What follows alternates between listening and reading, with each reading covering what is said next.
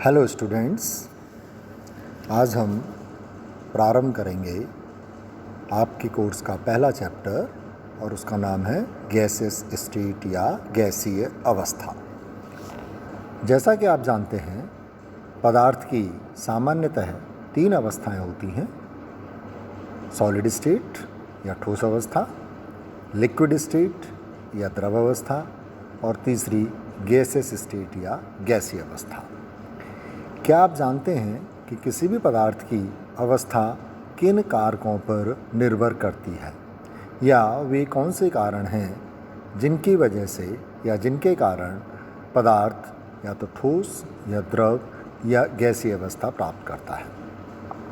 मुख्य रूप से 2 कारक हैं। एक है पदार्थ के मॉलिक्यूल्स के बीच में लगने वाला फोर्स ऑफ अट्रैक्शन या आकर्षण बल, और दूसरा है पदार्थ के अणुओं या कणों जिनसे मिलकर वह बना है उनकी काइनेटिक एनर्जी या गतिज ऊर्जा। ये दोनों कारक मिलकर किसी भी पदार्थ की भौतिक अवस्था का निर्धारण करते हैं। जहाँ तक पदार्थ के कणों के मध्य आकर्षण बल का प्रश्न है, ठोसीय पदार्थों में या वे पदार्थ जो ठोस अवस्था में होते हैं उनमें पदार्थ के कणों के मध्य लगने वाला फोर्स ऑफ अट्रैक्शन प्रबलतम होता है या सबसे अधिक होता है। उसके बाद लिक्विड स्टेट में थोड़ा कम होता है और गैसों में सामान्यतः या तो होता ही नहीं है और होता भी है तो बहुत कम होता है। और जहाँ तक काइनेटिक एनर्जी का प्रश्न है, इसका क्रम उल्टा है। गैसीय अवस्था में कणों की काइनेटिक एनर्जी सबसे ज़्यादा होती है, अर्थात कण आसानी से गति कर सकते हैं बिना एक दूसरे को डिस्टर्ब किए या बिना एक दूसरे के गति में बाधा उत्पन्न किए हुए। चूँकि गैसों में काइनेटिक एनर्जी सबसे ज़्यादा होती है तो गैस के अणु सबसे ज़्यादा गतिशील होते हैं, और द्रव अवस्था में काइनेटिक एनर्जी थोड़ी कम होती है। ठोस अवस्था में कणों की काइनेटिक एनर्जी सबसे कम होती है। तो हम संक्षेप में कह सकते हैं कि जहाँ तक फोर्स ऑफ अट्रैक्शन का सवाल है, वह गैसों से ठोसों की ओर बढ़ता है, और जहाँ तक काइनेटिक एनर्जी का प्रश्न है, वह गैसों से ठोसों की ओर कम होती है। इसका अर्थ ये हुआ कि ठोसों में फोर्स ऑफ अट्रैक्शन सबसे ज़्यादा और काइनेटिक एनर्जी सबसे कम।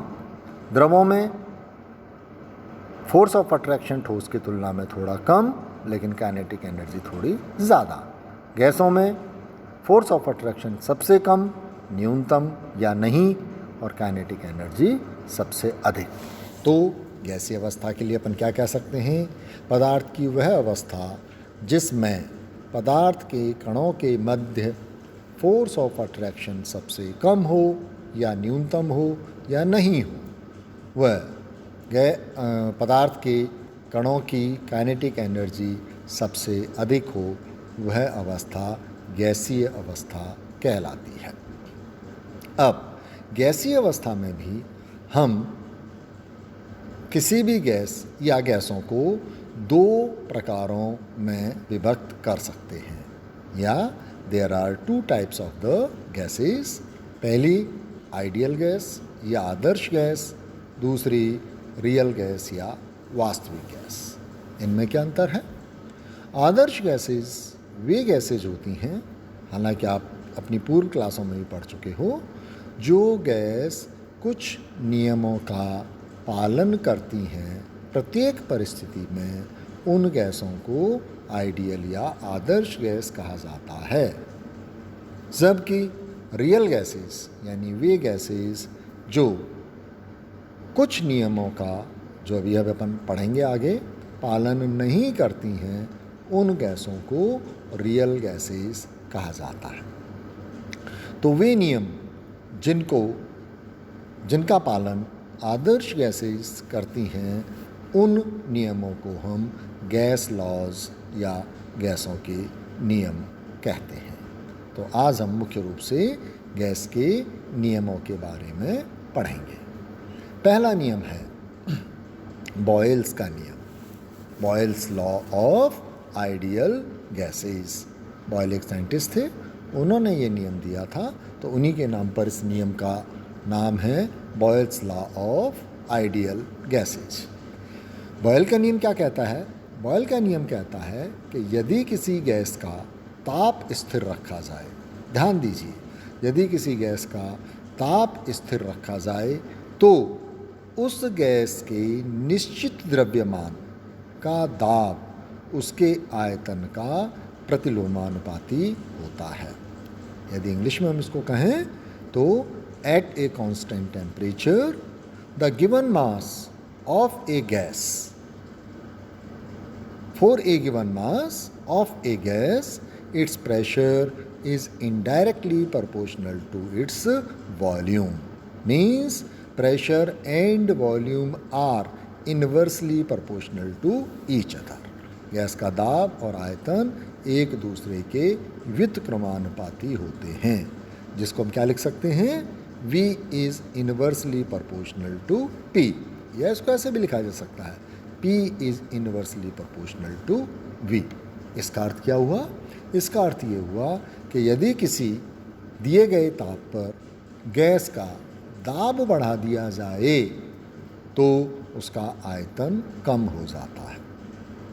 इसका उल्टा, यदि किसी गैस का दाब कम कर दिया जाए तो उसका आयतन बढ़ जाता है। इसको आप आसानी से अपने डेली लाइफ में भी ऑब्जर्व कर सकते हो। हम जब किसी पात्र के अंदर किसी छोटी आयतन में गैस को भरते हैं तो उसका प्रेशर ज़्यादा होता है।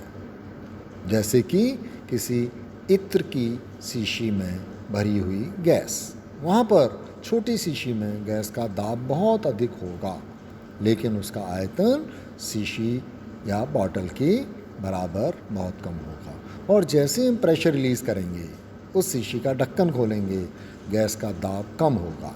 दाब कम होने से गैस बाहर निकलेगी, बाहर निकलने से उसका आयतन बढ़ेगा।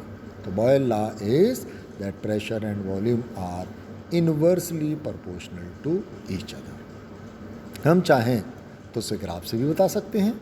यदि वॉल्यूम और प्रेशर के बीच में ग्राफ खींचा जाए तो यह दिए गए चित्र के अनुसार प्राप्त होता है। जैसा कि ग्राफ से आप देख रहे हो, शुरू में गैस का प्रेशर बहुत अधिक है तो उसका आयतन कम है, लेकिन जैसे जैसे आप प्रेशर कम करते जा रहे हो गैस का आयतन बढ़ता जा रहा है। अर्थात प्रेशर और वॉल्यूम एक दूसरे के विपरीत है। इसको आइसोथर्मिक इसलिए कहते हैं, आइसोथर्मिक का मतलब होता है समतापी, यानी ये प्रेशर और वॉल्यूम के बीच का जो ग्राफ हमने खींचा है ये एक दिए गए निश्चित ताप पर खींचा है। किसी एक निश्चित दिए गए ताप पर कोई भी ग्राफ खींचा जाए तो उसे आइसोथर्म कहते हैं। Iso means same, therm means temperature, और हिंदी में समतापी कहते हैं। तो ये हुआ किसी भी आदर्श गैस के लिए बॉयल का नियम। दूसरा नियम है चार्ल्स या गैलुसेक का नियम। ये नियम हमें गैस के वॉल्यूम और टेम्परेचर में संबंध बताता है। सामान्य रूप में इससे यदि मैं इसको कहूँ तो मैं कह सकता हूँ कि यदि किसी गैस का दाब निश्चित रखा जाए, यहाँ पर क्या चीज़ निश्चित रख रहे हैं अपन? दाब। तो गैस के दिए गए द्रव्यमान का आयतन उसके टेम्परेचर का समानुपाती होता है। Means V is directly proportional to T। इसको इंग्लिश में अपन कैसे बोलेंगे? इंग्लिश में हम कहेंगे for a given mass of a gas at constant pressure the volume of the gas is directly proportional to temperature. मतलब दिए गए दाब पर यदि गैस का तापक्रम बढ़ाओगे तो गैस का आयतन भी बढ़ेगा। इसको भी हम बड़े सामान्य रूप से अपनी डेली लाइफ में देख सकते हैं कि किसी पात्र में यदि एक गैस भरी हुई हो तो यदि आप नीचे से उसको गर्म करें या उसका टेम्परेचर बढ़ाएं तो आप देखेंगे धीरे धीरे गैस का आयतन बढ़ेगा, यानी गैस के पात्र का ढक्कन ऊपर जाएगा। ऊपर जाने का मतलब क्या हुआ कि गैस का आयतन बढ़ रहा है। इसको गणितीय रूप में भी हम एक तरीके से लिख सकते हैं या बता सकते हैं। चार्ल्स के नियम के अनुसार प्रत्येक 1 डिग्री सेल्सियस टेम्परेचर बढ़ाने पर किसी गैस का आयतन उसके 0 डिग्री सेल्सियस पर जो आयतन था उसका 1/273 भाग बढ़ जाता है। यानी यदि गैस का आयतन 0 डिग्री सेल्सियस पर V0 है और यदि आपने उसका ताप T डिग्री सेल्सियस बढ़ा दिया तो अब जो नया आयतन होगा वह होगा VT is equal to V0 plus V0 upon 273।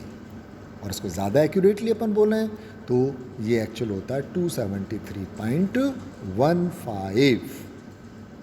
Okay, तो for this at given temperature Vt, the volume of the gas is increased by 1/273.15 times of its volume at 0 degree Celsius. So this is called the Gay-Lussac या Charles law. इस equation को थोड़ा सा हम यदि simplified करें तो ये इक्वेशन आती है Vt upon V0 is equal to 273 plus T upon 273। यहाँ पर 273 प्लस T को अब एक हम नए नाम से जानेंगे। इसको हम बोलते हैं परम ताप या एब्सोल्यूट टेम्परेचर या केल्विन टेम्परेचर। ये केल्विन टेम्परेचर क्या होता है? जितना भी टेम्परेचर डिग्री सेल्सियस में आपने लिया है उसमें जब 273 आप जोड़ देंगे तो वो बन जाएगा केल्विन टेम्परेचर। मान लीजिए किसी गैस का टेम्परेचर 1 डिग्री सेल्सियस है तो 1 डिग्री में जब 273 आप जोड़ोगे तो ये हो गया 274। तो केल्विन में इसका टेम्परेचर क्या हुआ? 274 केल्विन। या किसी गैस का टेम्परेचर T डिग्री सेल्सियस है तो केल्विन में ही टेम्परेचर क्या हो जाएगा? ये केल्विन में हो जाएगा 273 प्लस T केल्विन। इस इक्वेशन को हम इस प्रकार भी लिख सकते हैं।